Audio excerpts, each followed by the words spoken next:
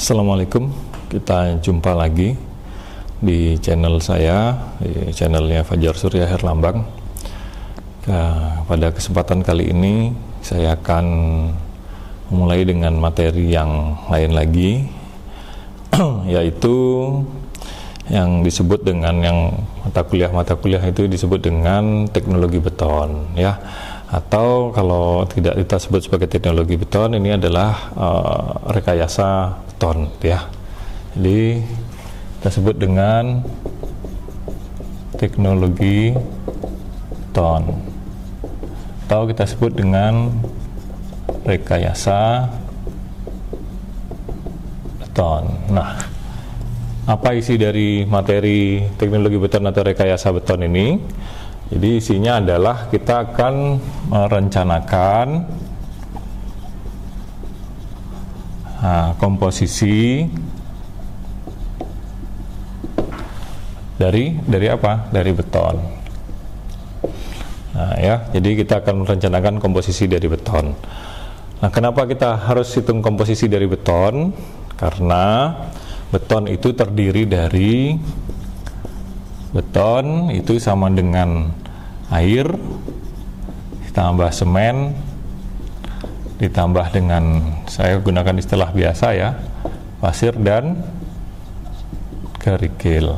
Nah, kenapa menjadi penting ini rekayasa atau teknologi beton atau rekayasa beton ini? Karena kita harus menghitung berapa sih keperluan atau kebutuhan dari semua material penyusunnya ini untuk di dalam membuat 1 kubik beton itu misalnya, ya.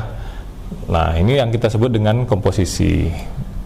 Biasanya salah satu contoh komposisi itu misalkan menggunakan perbandingan.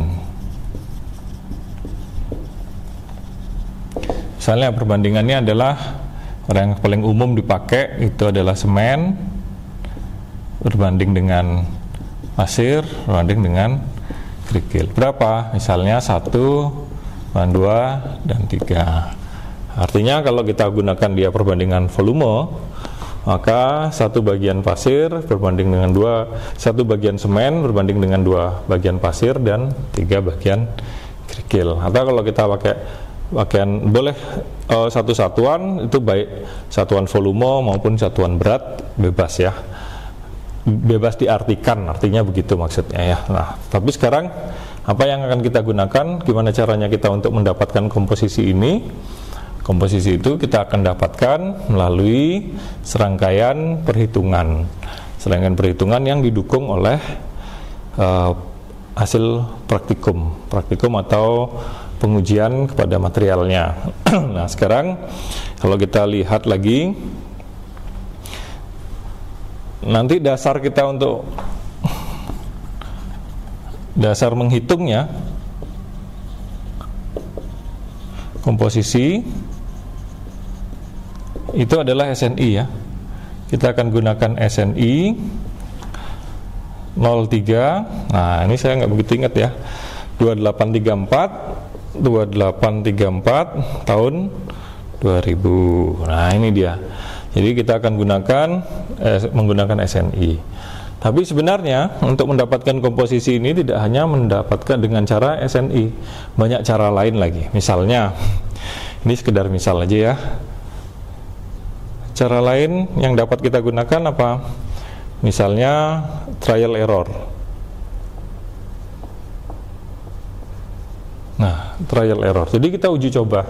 Trial error itu coba salah, coba lagi salah lagi, coba lagi salah lagi, sampai suatu saat coba baru dia benar. Nah, kita berhenti.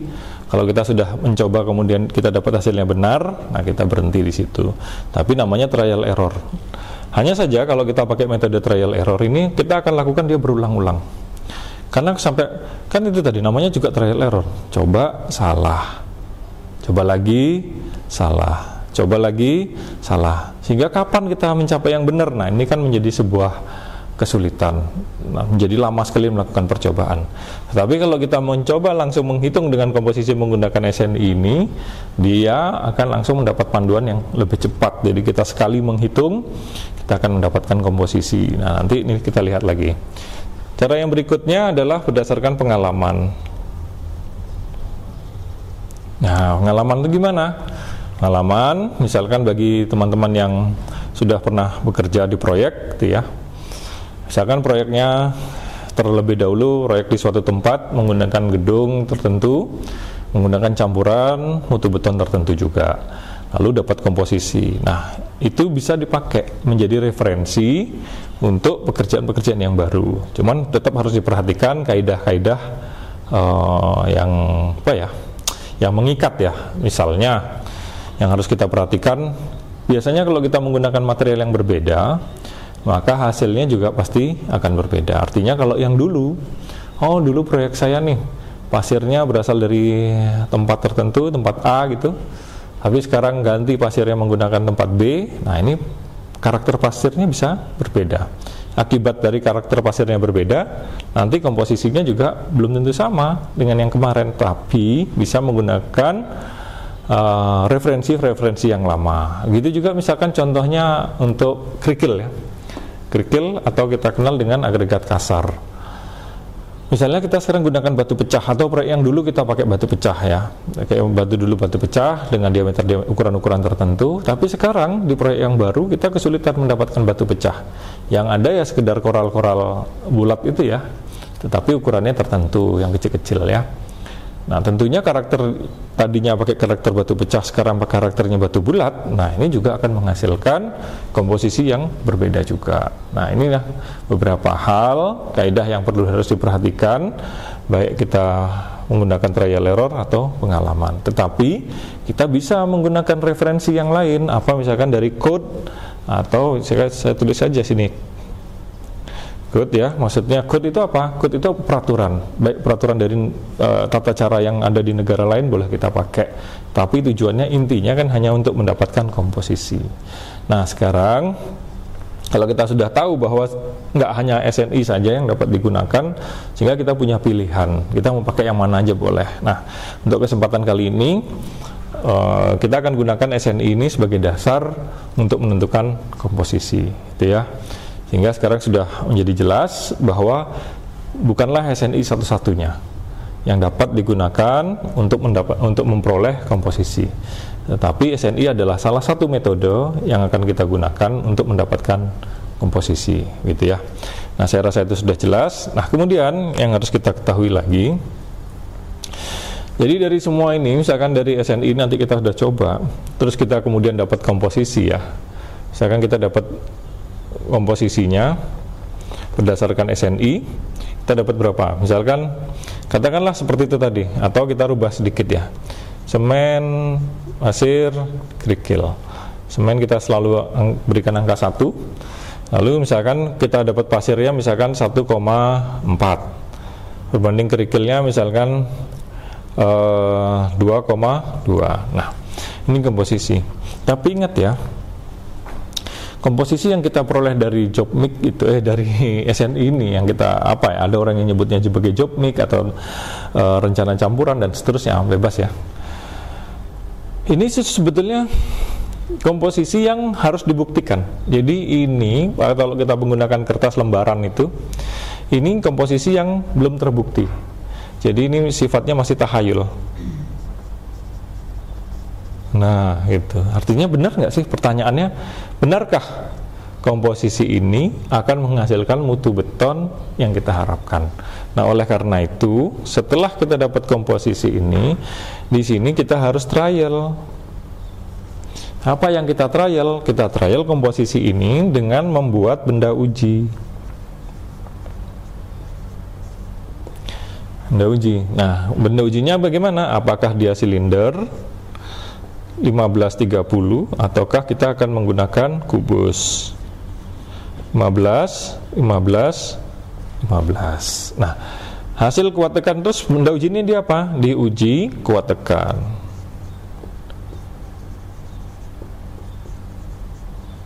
Nah, setelah uji kuat tekan, hasilnya adalah tegangan.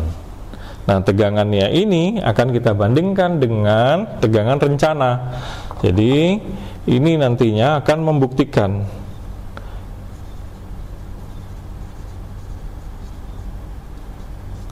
dia akan membuktikan apakah komposisi ini benar atau tidak.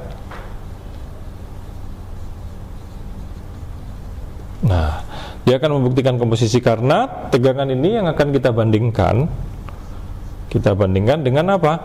Dengan mutu beton yang diharapkan, dengan kuat tekannya. Mutu beton yang diharapkan atau kuat tekannya. Nah, saya kasih simbol apa? Misalnya sini kuat tekan juga. Nah, itu ya. Tapi warnanya merah.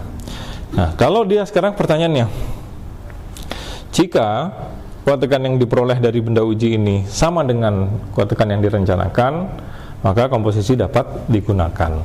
Atau yang kondisi kedua, jika tegangan ini yang dari benda uji ini melebihi tegangan yang diharapkan, maka komposisi juga dapat dipergunakan, cuman dia berlebihan.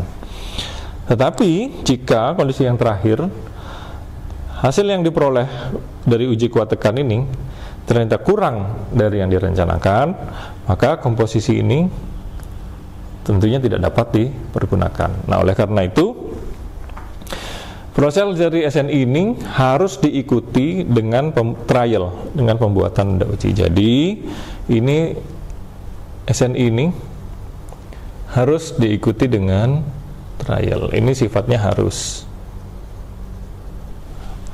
dibuktikan bahwa benar-benar SNI ini yang mendapatkan komposisi itu harus mencapai dengan mutu yang ditetapkan, gitu ya. Baik, sekarang sebelum kita sampai kepada bagaimana caranya menghitung, ada beberapa hal yang ingin saya sampaikan terkait dengan mutu beton di sini ya, terkait dengan bagaimana membuat atau terkait dengan apa tadi namanya, teknologi beton atau rekayasa beton ini ya.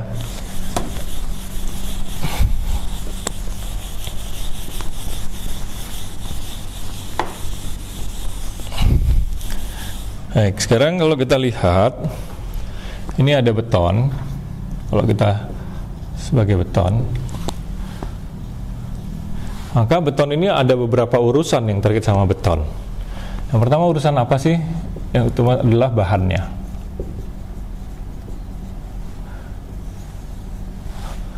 Maka dia terkait sama bahannya. Terus dia punya kaitan sama apa ya lagi? Sama alat-alatnya. Kemudian selain dia tergantung sama alatnya, tergantung sama apa? Sama kita orang, tenaga kerja saja kita sebut ya, tenaga kerja. Dan yang terakhir dia terkait sama apa? Dengan metode. Metode apa? Metode pencampuran dan seterusnya. Saya bilang sebagai metode perencanaan.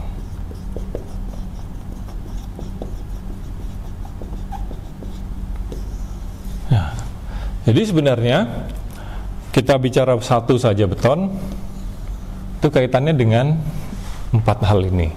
Nah, sekarang kita coba telaah satu persatu. Kalau kita kasih nomor di sini, nomor yang pertama, ini nomor yang kedua, ini nomor ketiga, ini nomor 4. Nah, sekarang kita coba secara ringkas kita lihat seperti apa sih, gitu ya. Yang pertama ini tentang bahan. Nah, ini bahannya tadi kita sudah sampaikan bahwa yang pertama itu air, yang kedua semen, yang ketiga agregat halus, dan yang terakhir keempat adalah agregat kasar. Nah, ada yang kelima, additional, yang nomor 5, yaitu bahan tambah.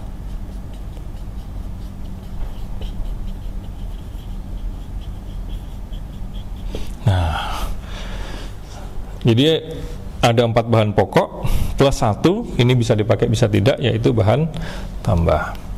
Nah, sekarang prinsipnya itu gini. Kalau mau bikin beton yang bagus, maka pakai bahan yang bagus. Jadi ini bahan harus baik atau bagus. Nah, ilustrasinya gimana? Ilustrasinya tuh gini.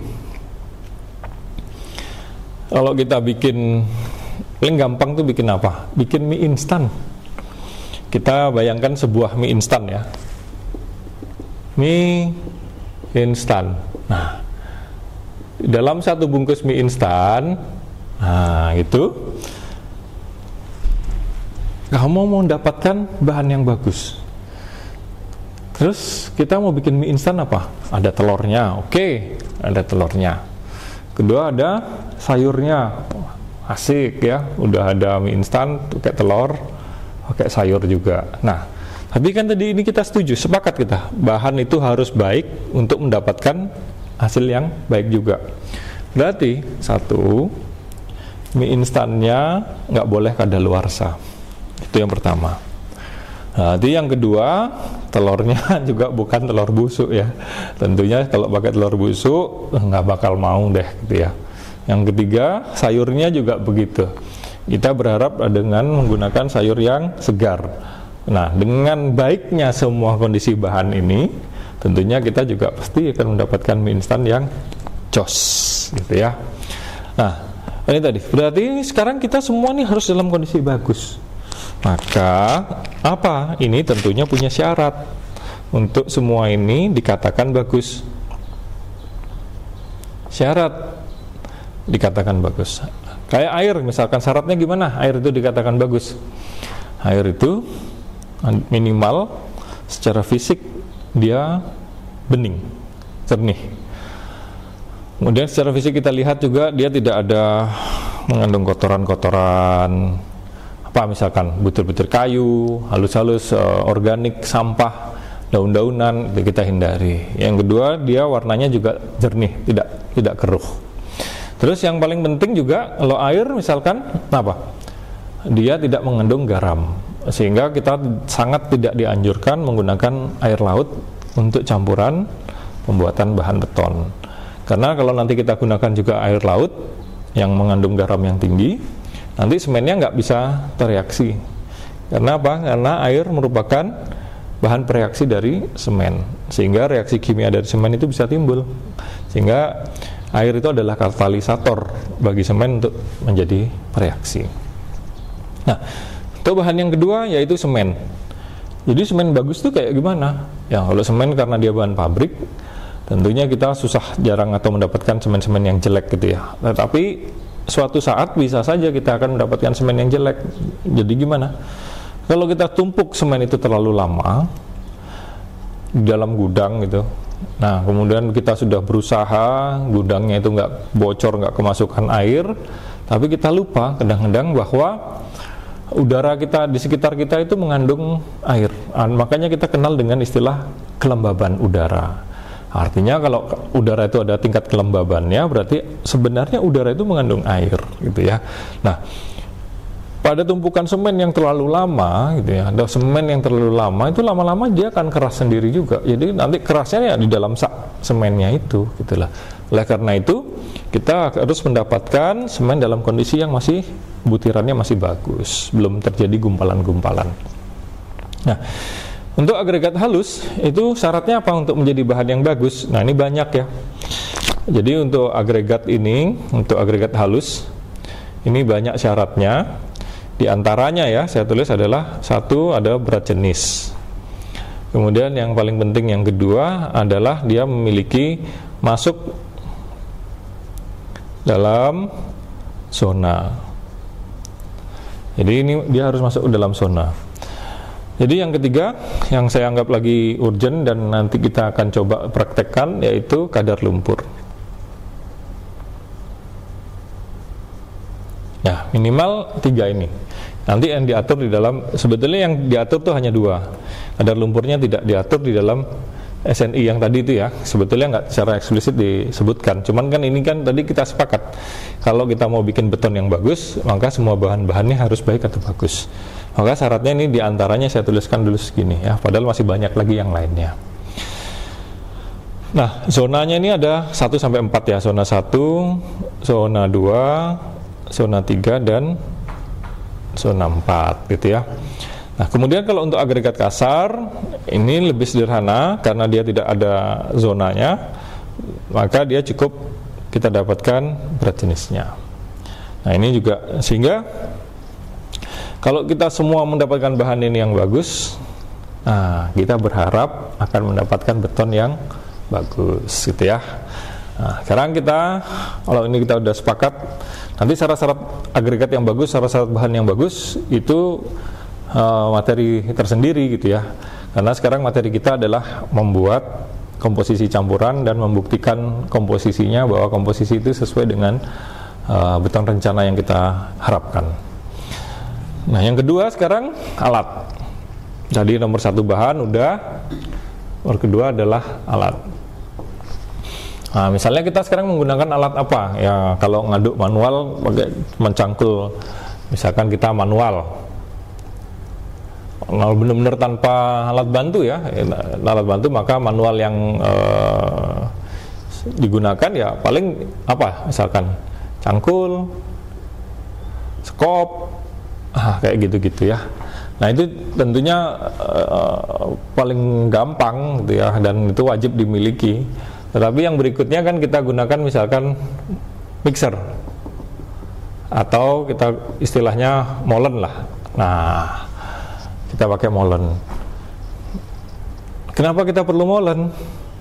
Kalau kita manual hanya pakai tenaga kerja manusia aja, itu nyampur berat, nyampurnya susah. Sudah susah, berat, lama, hasilnya sedikit ya, karena tingkat kelelahan yang tinggi. Maka kita gunakan sekarang alat yang lebih baik lagi, yaitu adanya molen atau mixer. Nah ini juga harus bahan yang baik, alat-alatnya juga harus bagus.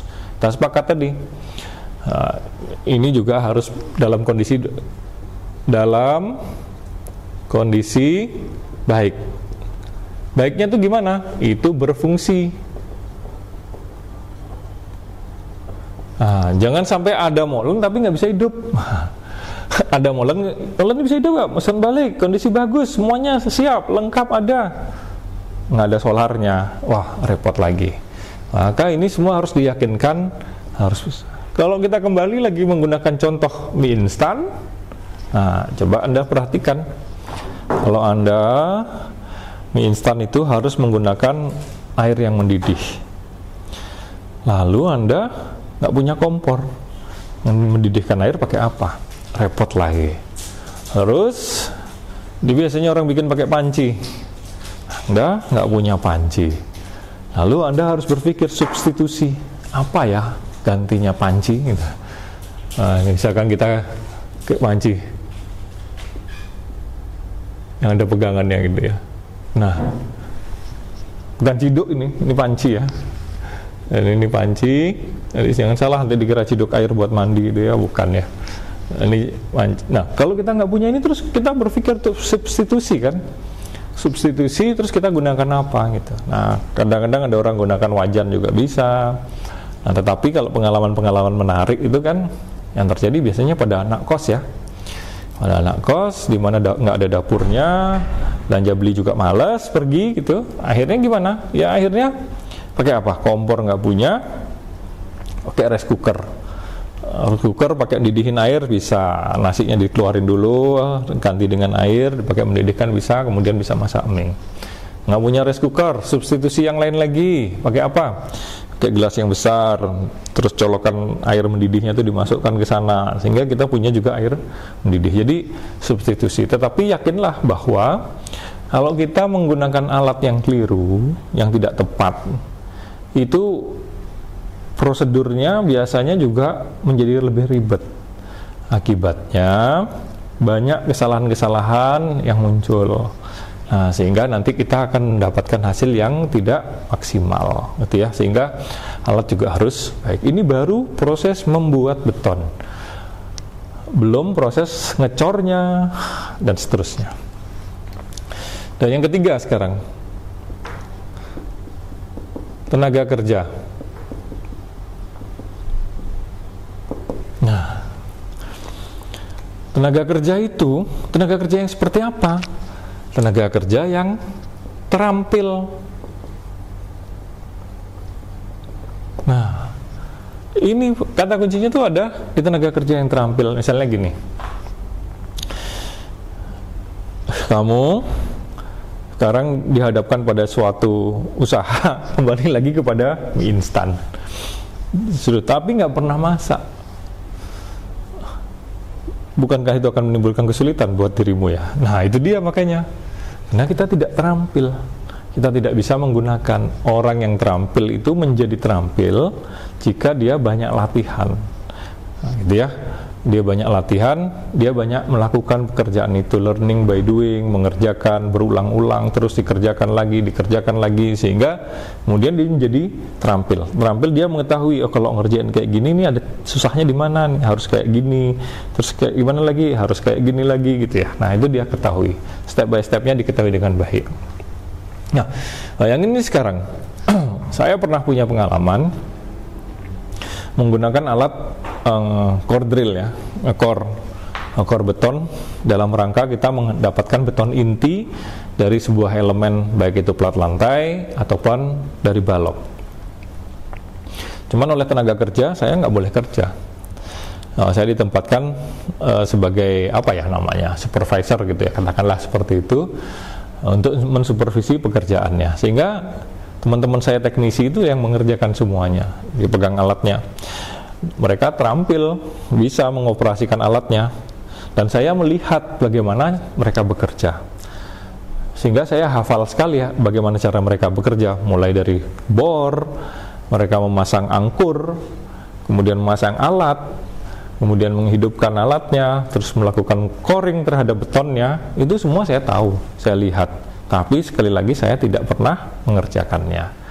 Nah, sekali waktu saya beli alat yang baru, tapi persoalannya apa? Saya tidak punya pengalaman menggunakan, hanya memiliki pengetahuan dari melihat cara mereka menggunakan alat tersebut.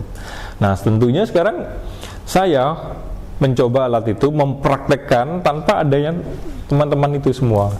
Tentunya akan menimbulkan sebuah kesulitan, walaupun pernah lihat. Nah, jadi kita ngebayangin, oh pertama giniin, ternyata masang angkur juga susah.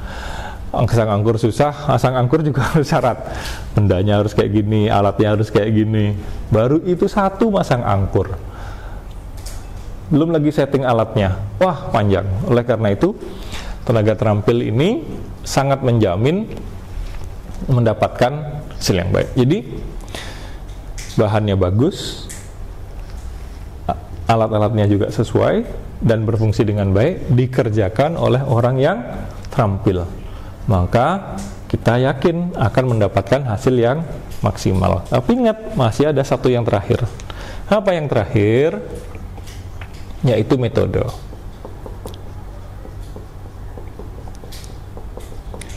Metode kerja, atau dalam hal ini saya tulis adalah metode perencanaan. Nah, kembali lagi ya, kita coba lihat mie instan. Kalau mie instan itu kita lihat kemasan di bagian belakangnya. Nah, ada cara memasak. Nah, cara memasak itu udah disebutkan. 1, panaskan air hingga mendidih, atau nomor 1 itu didihkan air. Jadi kita membuat air yang, tuang 200 ml air ke dalam panci, kemudian membuat air mendidih. Panaskan hingga mendidih. Yang kedua, masukkan mie instan ke dalam air yang mendidih. Tunggu 2 menit, 3 menit, kemudian masukkan semua bumbu-bumbunya itu. Kemudian aduk merata, kemudian tunggu dan siap dihidangkan. Coba sekarang balik. Sekarang itu metode kerja ya. Step 1, step 2, step 3, terus bertahap. Coba balik. Hidupin kompornya, pancinya, kasih air, mie-nya cemplungin. Jadi airnya belum mendidih, mie-nya udah kamu cemplungin. Mendidihkan air bersama mie di dalamnya. Kemudian masukkan bumbunya. Atau kalau kamu lebih berani lagi, air, cemplungin mie, berikut bumbunya. Kemudian panaskan sampai dia mendidih. Ntar rasanya pasti beda. Masih enak yang mengikuti prosedur yang disajikan atau yang disampaikan oleh produsennya daripada yang caramu. Yakin deh. itu baru urusan mie instan. Coba sekarang kalau kita nggak ngerti, metode kerjanya kita nggak tahu, bagaimana mungkin kita akan mendapatkan beton yang bagus? Nah ini dia, makanya 4 hal ini nguar-nguar ini semua terkait. Kalau yang paling penting dari semua itu, bagi saya yang pertama, tenaga kerja harus terampil plus memiliki pengetahuan.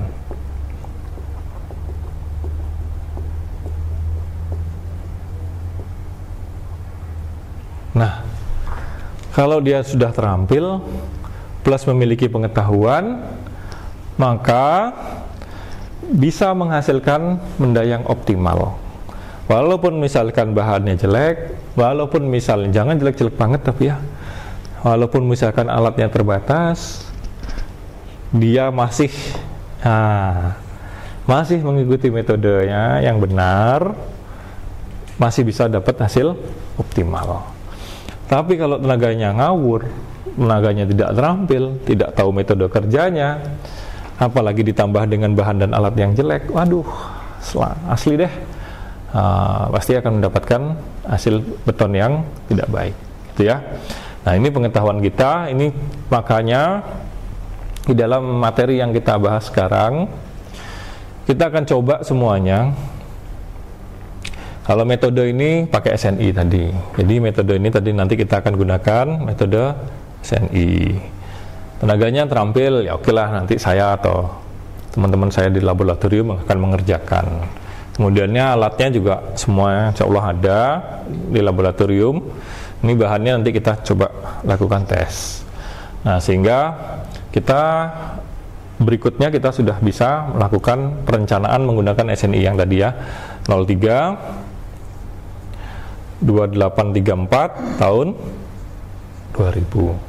Nah, nanti kalau udah dapat komposisi, baru kemudian kita akan buktikan sebetulnya komposisi yang kita peroleh itu sesuai dengan rencana atau tidak, gitu ya. Jadi 4 hal ini jangan dilupain. Jangan dilupain, dan ini proses kita belajar bagaimana sekarang kita mengetahui bahan-bahan yang baik yang memenuhi syarat. Syaratnya apa saja, ini kita harus ketahui. Berikutnya alatnya, kalau yang sederhana ya tentunya seperti ini aja. Terus tenaganya harus yang terampil, ya kita tentu harus menambah kemampuan kita dengan keterampilan-keterampilan khusus. Kemudian metode kerja kita gunakan SNI dan selainnya boleh, yang penting dia sudah sebuah standar yang baku, gitu ya. Ini adalah pendahuluan dari saya di dalam penjelasan tentang teknologi beton atau rekayasa beton. Kira-kira demikian, kita akan lanjutkan setelah ini ya. Baik, terima kasih. Nanti kita ketemu lagi pada video berikutnya. Sampai jumpa. Assalamualaikum warahmatullahi wabarakatuh.